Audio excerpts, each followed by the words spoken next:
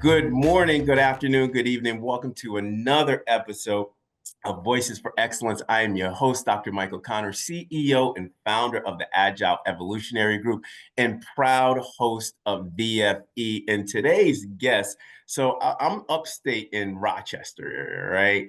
And you hear about Dr. Pedro Roman all the way down by the city area. You're like, what's going on over there? And you just hear so many great things about what I love about Dr. Roman's approach is he is a true systems architect, outlining various elements within the vision, priorities, leading towards organizational transformation, but meaningful that is scaled and systematized. And, three or four different people, Dr. Roman, said, listen, you want to talk about someone with systems or know about systems, you got to go see Pedro.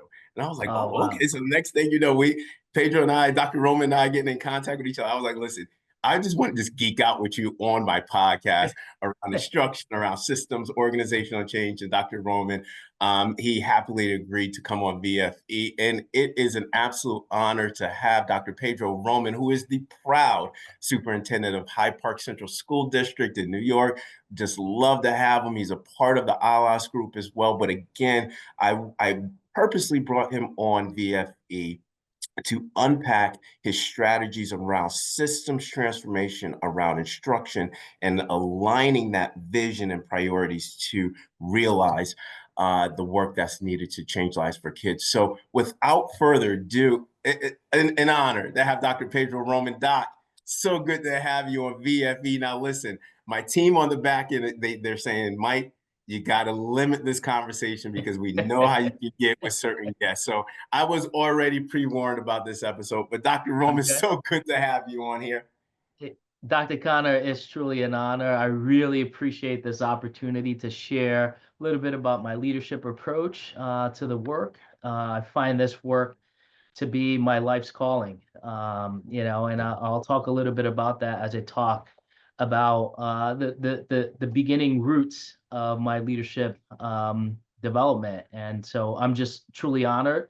The first time we had a conversation, I was like, man, I have to keep talking to this gentleman because he speaks my language. And It, so it was it, it was yeah, synergy there. absolutely. It's like what is it? You had me at hello. You had me at organizational transformation. That's so true. That is so true. Absolutely, Doc. So good to have you on. And again, please just let the world know who you are. Exhibit your expertise here because what I get to encounter with you on one-on-one conversations, it would be selfish not to put you on VFE. But this is a fun question, Dr. Roman, and and Okay. and I really want you to kind of just this is like I always like to say the hair down question to show who you are as an educator Okay. and also the work that's in alignment with it. But most education Absolutely. stakeholders and leaders know you, Dr. Pedro Roman, as a systems level expert. Mhm. In 18 months, you've done great things in Hyde Park. Also, an instructional expert that we're going to unpack. And moreover, to get to move the levels of instruction and organizational systems, you are a relational czar. But for my VFE audience who do not know you, what describes or what song describes your leadership signature in the ecosystem? So first of all, thank you again for the opportunity to share my perspective with your audience and really my leadership journey. I would characterize my leadership as humble leadership. Mm, And what I mean by that is I grew up in a community where opportunities were not always evenly distributed. I grew up in the South Bronx, mhm, single parent household. And, I experienced, everything from homelessness to food mhm, insecurity, and it was educators who believed in me, that saw the yeah, potential in me, and invested in me that transformed my life. Their guidance really provided this deep sense of gratitude and purpose that drives me today. I want to ensure that every single student, regardless of zip code, gender, ability, that they have access and opportunity to high quality instruction because I want to make sure that this is not about beating the odds. I want yeah, to I want to significantly increase the odds so that all students have access and opportunity to thrive. I would say that my leadership is based on that foundation, is servant leadership. My Yeah. mission is to again serve the needs of our students, our staff, and as you put it, the broader educational ecosystem. Mhm. I lead by listening, learning, empowering others, building a culture of shared responsibility and collaboration. I want to make sure that I'm building that social capital, and Mhm. I do that authentically with students, staff, families, fostering a sense of belonging and inclusivity. For me, Yep. leadership is not about a title. It's about inspiring others and helping them realize their full potential. And so in order for that to happen, I went to Russell Sage College, and they really, during my doctoral work, they really impressed upon us the systems level thinking and systems level approach. And that is the only way that we can create a system whereby no student is marginalized, where we're building equitable access to resources and supports. And again, at the my core, I strongly believe that we have to create systems where students have access to the resources, education, opportunities, so that they're thriving, regardless of zip code, background, or circumstance. Absolutely. And Dr. Roman, excellent, excellent answer. What I was doing as you were providing your answer, I was doing a crosswalk, just really high level cursory crosswalk with two distinct buckets that you highlighted that Mm, describes you, that should describe every leader, right? Humble leadership and servant leadership. And those direct alignments, right? When I think about humble leadership and servant leadership, key phrases or key words that you are articulating into my audience. Wow, those two buckets, you said listening, you said learning, you said empowerment, you said collaboration, you said social capital, alignment around capacity where all stakeholders know, understand, and see the vision. You said inspiring leader or inspiring others. I apologize. When you think about all of those key words and themes that you stated, that really underscores or really holds up humble leadership and servant leadership. I can see why your systems level strategy is accelerated because you put the focus on people, empowering people, inspiring people, social capital around that. That is very intentional in order to mhm, accelerate the transformation and change within your learning organization. And that is underpinned by two key words that you made it personal: access and opportunity. Very intentional with that, Dr. Roman. Unbelievable. To my audience, please replay that answer. We use this, Dr. Roman, as an asynchronous professional learning tool for leaders. okay. And this is a first where we say on the first question, have to replay it back. It's usually around question 3 or 4. I always tell them to go back and specific answers. But yes, this one on the first one, Dr. Roman, you made history in 3 seasons for VFE. Question one. But yes, to my audience, access, opportunity, humble servant leadership domains, listening, learning, empowerment, selfless. As Dr. Roman said, servant leadership is selfless Mm, leadership as well. Dr. Roman, excellent with that. Looking at that, and I want to underpin that phrase social capital because, when we think about systems transformation, when we think about organizational architectural work, it requires this level of building social capital amongst the various stakeholders within your learning organization. But congratulations, because this leads into this, but congratulations, year mhm, two, Dr. Roman, as a superintendent of schools in Hyde Park Central School District. Now, you just unpacked your leadership domains around humble leadership and servant leadership as well, right? But mhm, what were those lessons learned and essential takeaways from year one that every aspiring leader needs to know, especially around those buckets of servant leadership and humble mm. leadership?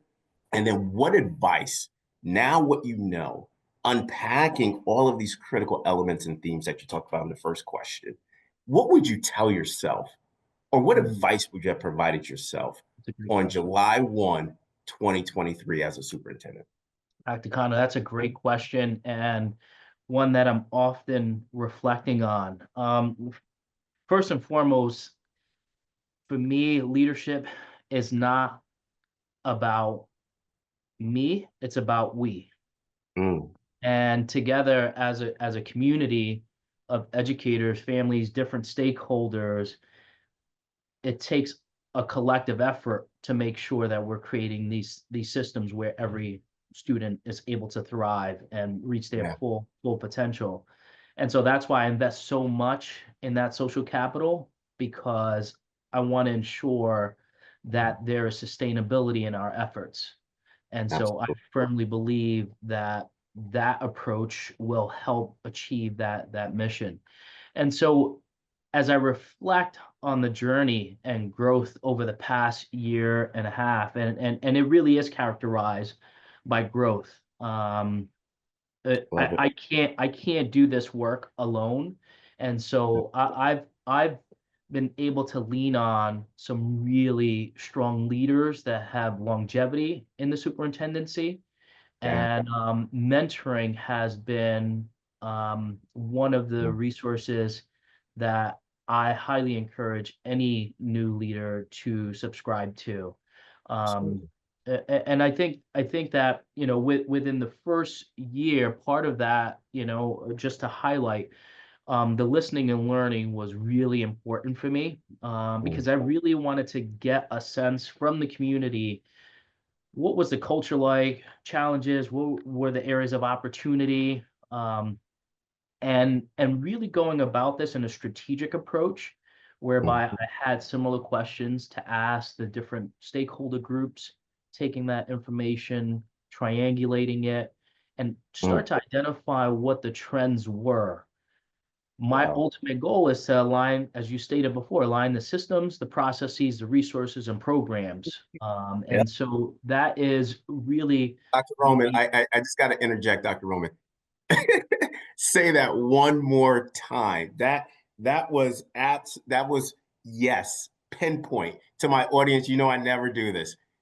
That was on point. Can you say that phrase one Yeah, more time because that's so pivotal in this continuous improvement work? yeah. No, no, absolutely. So part of the work for me was being able to identify those trends and then start to align those systems, Yeah, so that we align the practices, programs, and processes to ensure that we're leveraging the resources excellent, that we have for maximum output.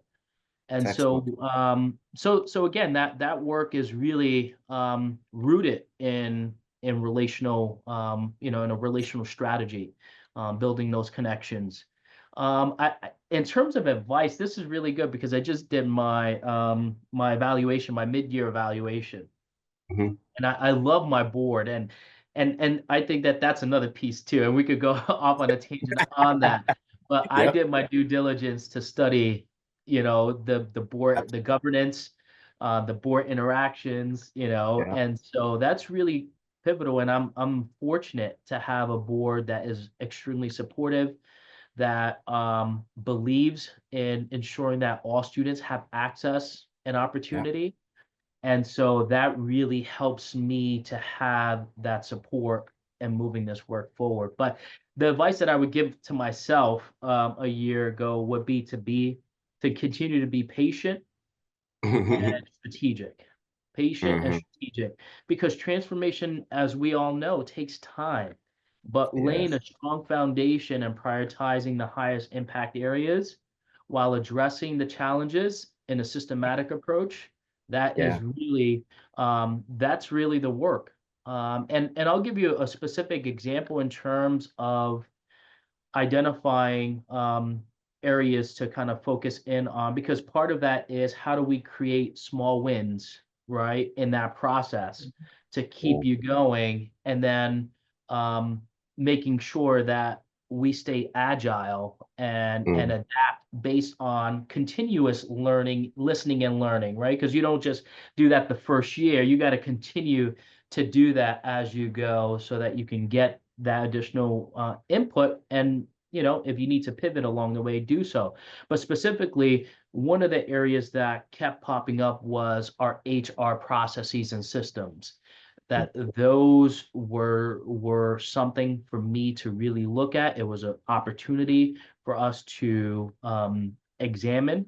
And so with that as a background, that was a really nice entry point to start to identify, okay, so what is it that we need to do to improve our HR systems so that we have strategic approach to recruitment, retention, onboarding. And so we did an HR audit. And with that audit, I had somebody external so that there's no bias in that process, someone who's analyzing it from an expertise standpoint and giving us that critical feedback. And so we took that information to now start developing the systems, and it's going to take a 3 to 5 year process, but we have a roadmap for our HR processes. My goal is in the next 5 years to audit the entire system so that we get to a point where we are asking those really hard questions. Why is this process in place?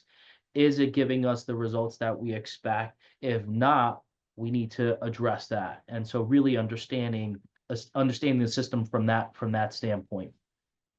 That, Dr. Roman, I tell you, textbook after textbook after textbook after textbook after textbook type answer. To I my appreciate audience, again, this is another answer you got to unpack. To my VFE audience, we might break a VFE record. This might be a 90-minute, 2-hour conversation the way Dr. Roman's. Let's go. I got that. Oh man, but Doc, your answer essentially is a classic answer of how I describe systems thinking, right? Acquiring this diagnostic, deep understanding, this acquisition of understanding the workflows, the processes, the systems and structures that you're going to reauthor. And then through that core understanding, i.e., that is underpinned with multiple measures and metrics to deepen that root cause understanding of your system, then you define the systems for innovation and transformation. You just pretty much characterize that in this really step function manner of applying systems thinking with continuous improvement. Moreover, and this is even to my incumbent superintendents as well, the two words around transformation, specifically AC stage of education, and if you're beginning your superintendency, I would say the same thing to myself: patience and being strategic. Absolutely. Right?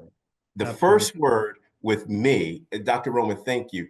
Reflecting, what would be the first thing I would say to myself when I took the role? Patience, brother. It takes time.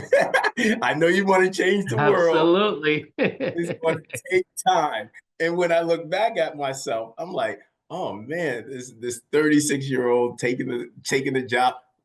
My older self, like, no, slow down. You got time. You got time. But you are so right with that, Dr.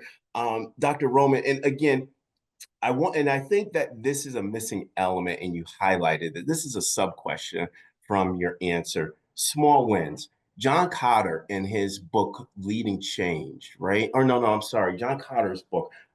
Is it Leading Change? I believe it's He Leading has Change. leading change as one. Yeah, Leading Change. Yeah. Yes, I believe it's the fifth step within his 8-step cycle process, and it says Six. celebrate short-term Six. wins. Right? Oh, the The sixth sixth one. step. VFB, VFB. Yes, I got fact checked. We're here. We're The here. We're here. sixth, I hear you, brother. I hear you. I hear you. The sixth step is short-term wins. Dr. Roman, please expand on that because I don't think we do that enough. Yeah. So I'm so glad that you brought up Cotter because he is the one that I actually utilize as a framework whenever Mm, we're implementing any kind of change process. amazing. And so, just to expand on the short-term wins, I think it's important, right, to help build that momentum, help build that guiding team that you have, and help to kind of increase and keep morale high, right? Because this work is heavy. And so when we're implementing new programs or processes, it's important to go about it in a strategic way, but also within that process, creating that momentum by celebrating those short-term wins, keeping everybody excited about the work, and doing so, like doing so publicly, Yeah, or finding ways that people appreciate feedback and feel valued in that process.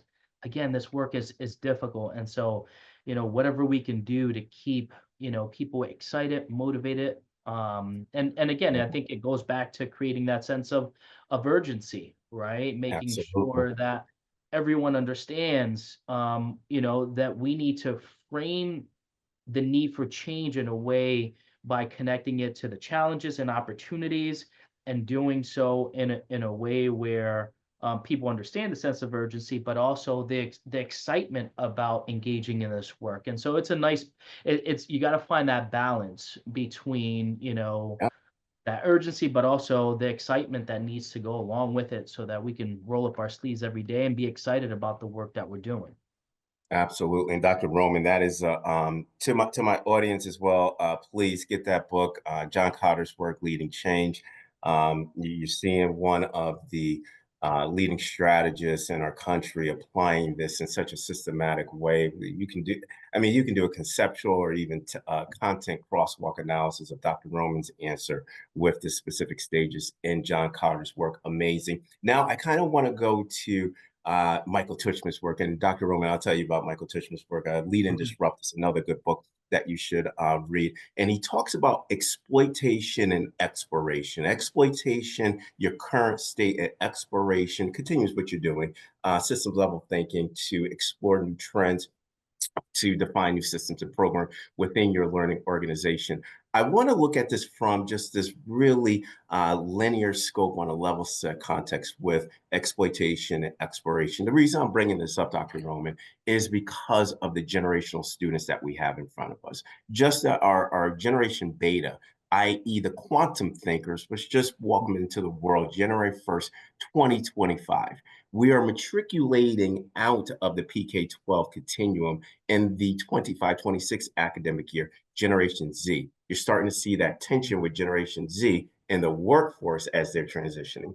I believe that same tension is going to be emulated if we don't change our fossilized or archaic model that we're continuing to underscore, because we're going to have Generation Alpha, the generative natives, and Generation Beta, which are the quantum natives, in our school. We can't provide a blockbuster education if they're living platform lives and generative lives in their natural world. So, from Yeah. this exploitation exploration lens, Dr. Roman, what does continuous improvement change management look like in the AC stage of education with this knowledge that Generation Alpha, Generation Beta are bringing in these really divergent learner attributes in our classrooms?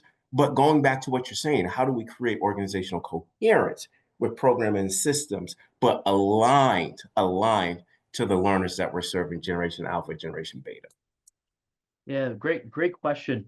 I want to start off by sharing that when I came on board, one of the things that I appreciated the district focusing on was a portrait of a learner. And Mm-hmm. so that work had already taken root. The one thing that was not in place was an alignment between the portrait of a learner, and they also went as far as doing a portrait of an employee to Wow. align those two. But what was missing was the review and revision of the mission and vision for values, as well as a strategic plan that will support that work. And so, Absolutely. as a team, we immediately identified that as a need, and we went full force to ensure that we align the design to be coherent. And Yeah. so that work took took place for 6 to 8 months in my first year. And I felt Yeah. like that was the work that we needed to do in order for us to actualize the portrait of a learner. And a lot of that has to do with the skills that we want all of our students to acquire. Yeah. Thinking creatively, being adaptable innovators, Yeah. responsible citizens, making sure that they have opportunities to be confident learners and Yeah. critical thinkers. And so those are the things that we want to make sure that are in place. But part of that has to do with making sure that there is a process for continuous school Mhm. improvement to make sure that we're seeing the outcomes that we want to come out of the inputs that we're putting forward. And Yeah. so we again, this was a team effort. There was already a structure in place with regards to a data for continuous improvement using Bernhardt's framework. And Yeah. Yeah. so that fortunately was in place. The one area that we've identified as an opportunity was a lot of work was being done with analysis of data. Yeah. There was sort of this sense of analysis paralysis, Mhm. and as a result, what we did as we reflected on that is now accelerating the impact on the program's processes and procedures, Amazing. and making sure those things, now we need to see the change in those areas based on what we're learning. And so the feedback loops, are really critical in our work. Yeah. And again, just continuing to build on successes, learning from the areas where there may be gaps, and understanding the why behind that, and then working as a team, to unpack that and make sure that we continue to empower, our educators, empower our students, so that we can move this work forward. Yeah, I really like how you outline that portrait of a learner, portrait of an employee, but you hit upon, I always say, the two critical words around continuous improvement and change management: alignment and coherence. And very intentional how you're starting to align and cohere the systems and structures, the workflows and the processes that are embedded within your systems as well. Really liked how you outlined the key elements of the 22nd century systems learner framework that we just designed and released. Systems alignment with 22nd century learner attributes, and you highlighted with that. Now, Dr. Roman, I'm going to be selfish. I'm going to get linear down to your level of expertise around classroom instruction and instructional leadership, because we talked about the high level. Now, I Mhm. want to show our viewers and listeners now what is that next tier of connectivity for coherence, which is that social capital that you did around classroom instruction with your practitioners and instructional leadership. But I want you used it in the first, you used this phrase, high quality instruction, in your first answer. I want you now, specificity context, define high quality pedagogy and what does this look like in the AC stage learning environment. Two, we talked about systems coherence. I want to talk about now instructional coherence. Dr. Roman, how did you achieve instructional coherence with all classrooms, leadership capacity for this level of instructional improvement within all of your schools in Hyde Park, right? Yeah. Practitioner development, leadership development had to be intentional. So, what is your organizational strategy to build capital in these specific areas in Hyde Park? Yeah, thank you for that question, Dr. Connor.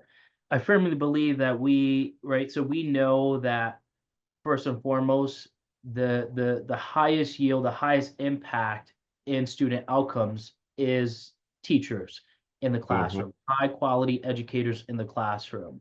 And then second to that is principal leadership. And Absolutely.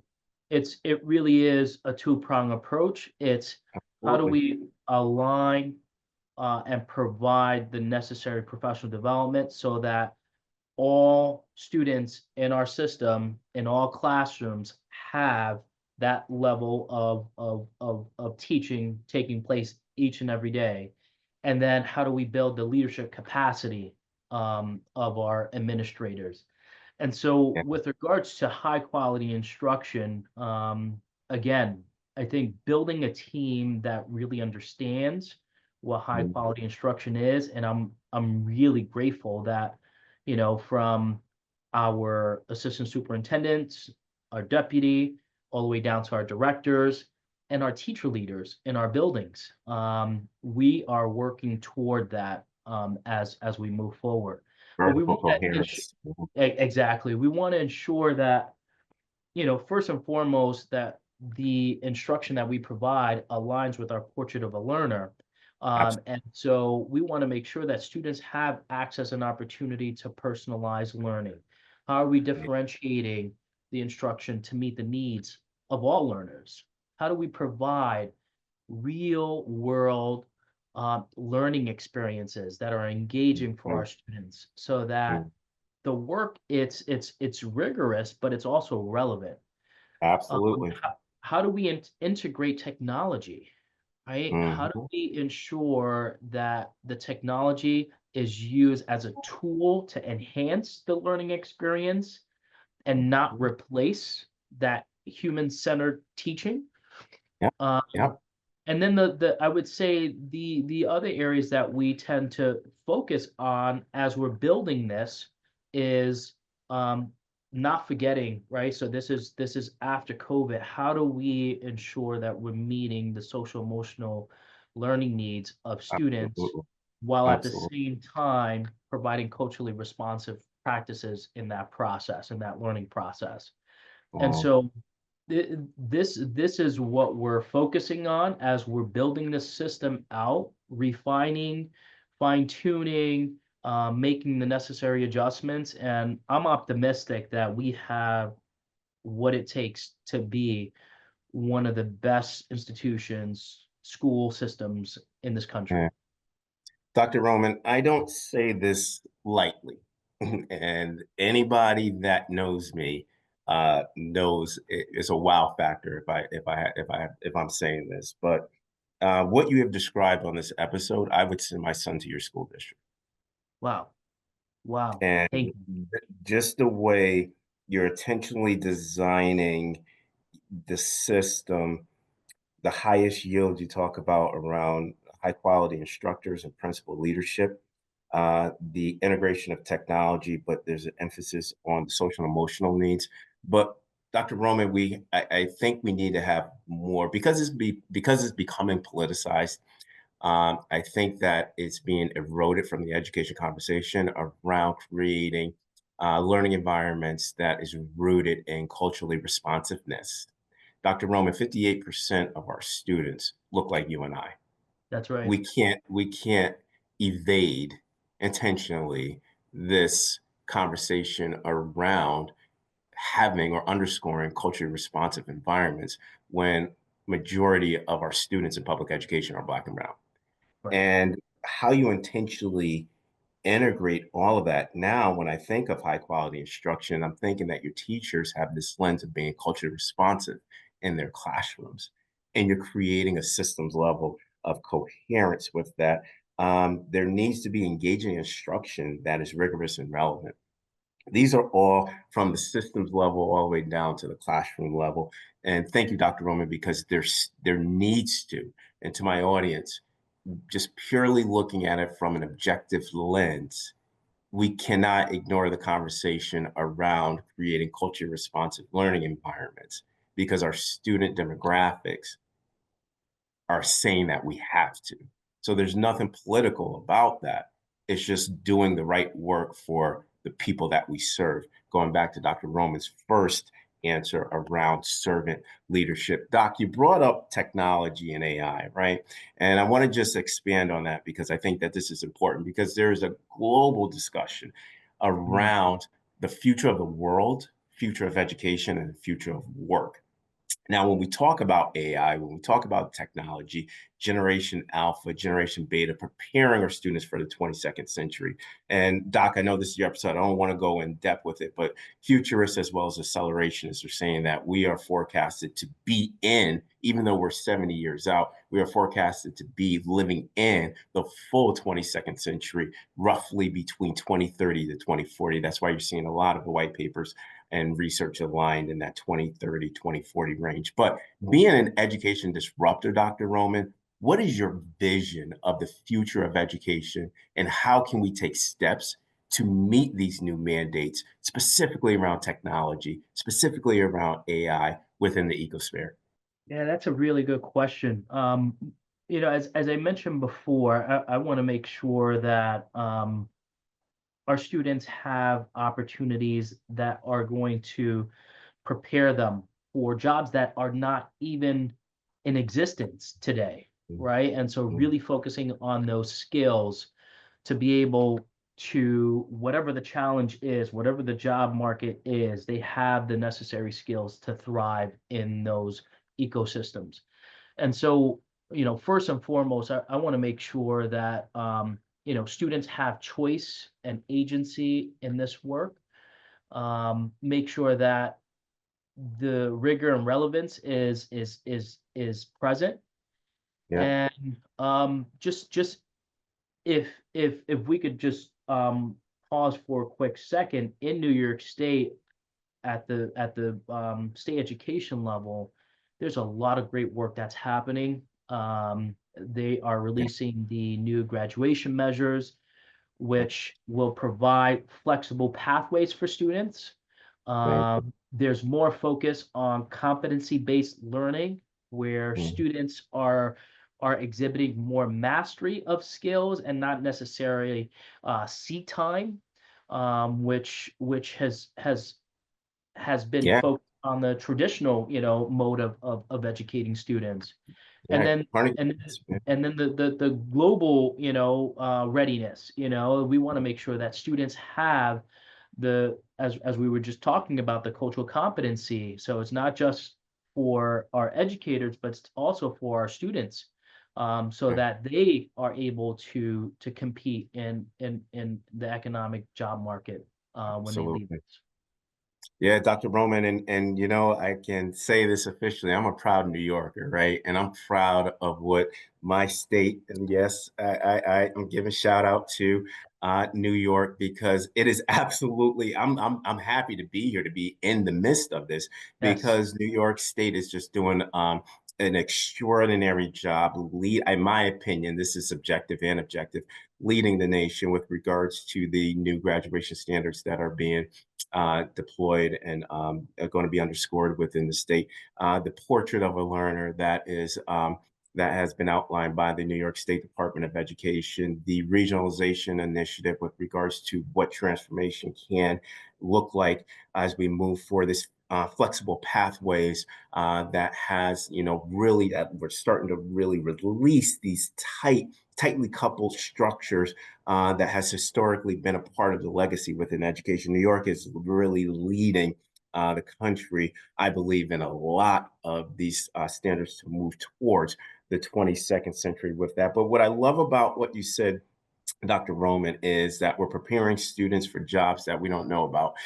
Dr. Roman, I know you're a research guy, and this is really compelling but profound. But since the pandemic, there has been a 74% increase in AI-related jobs. So Mhm. now, when we learn, when we know, right, what are these AI jobs? 74%. 5 years ago, these jobs didn't exist, and now 74% of new jobs have a level of Wow. AI integration. Wow. When you think about the Morgan Stanley study, by 2035, at least 45% of the world would have some type of generative features embedded within their natural life. So when we talk about creating these flexible pathways, we have to start now thinking about exploitation and exploration around traditional pathways, where now we're creating new pathways that it focuses on skill development and digital development as well, based off of these new economic trends. But Dr. Roman, brother, last question.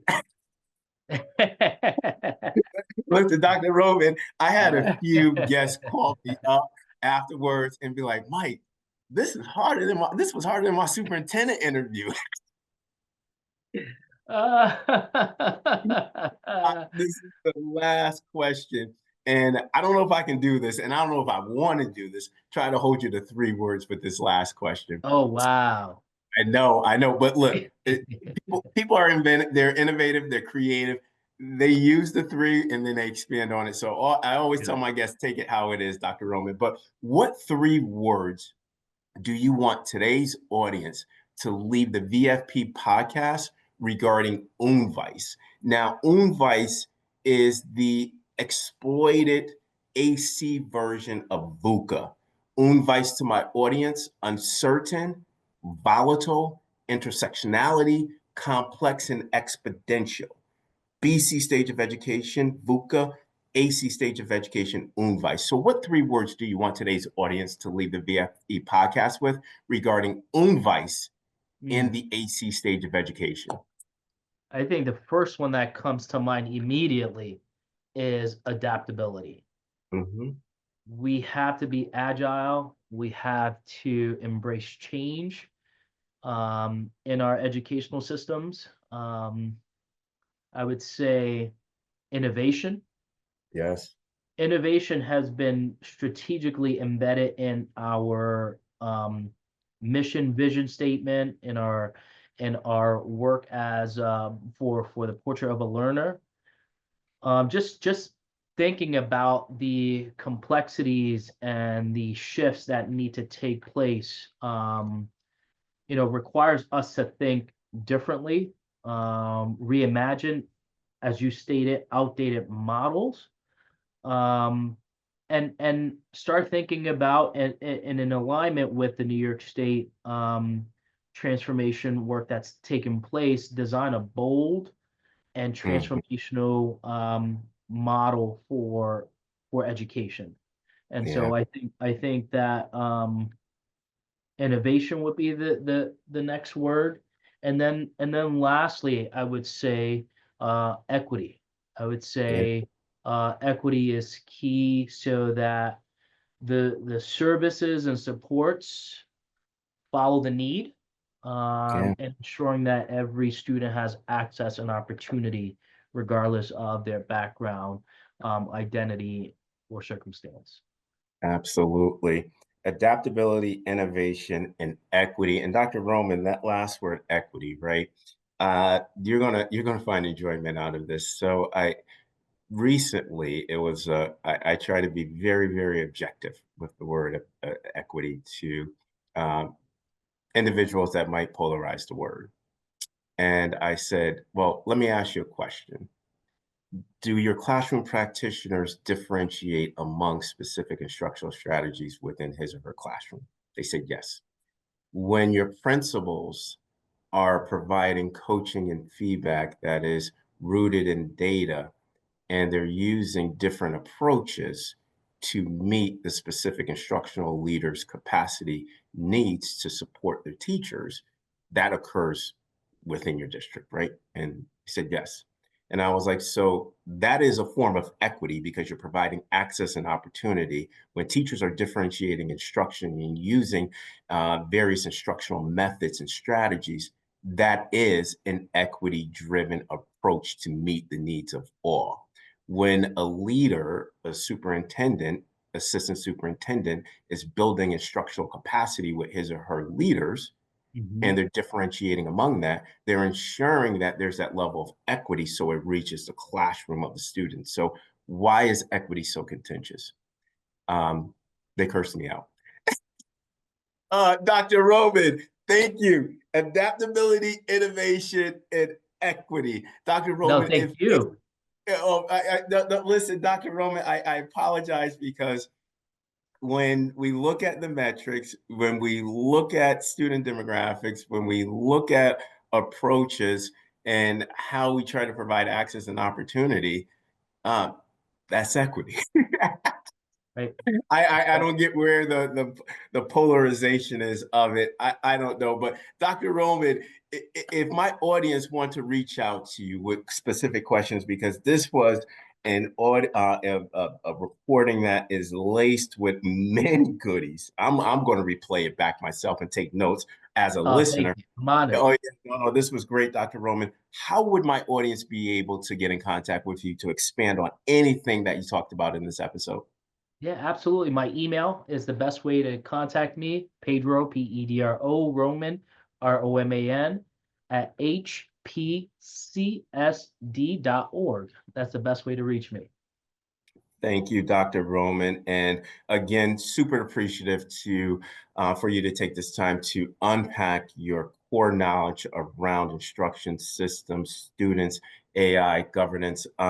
Truly an honor. And I promise you, Dr. Roman, because I got to see this in action.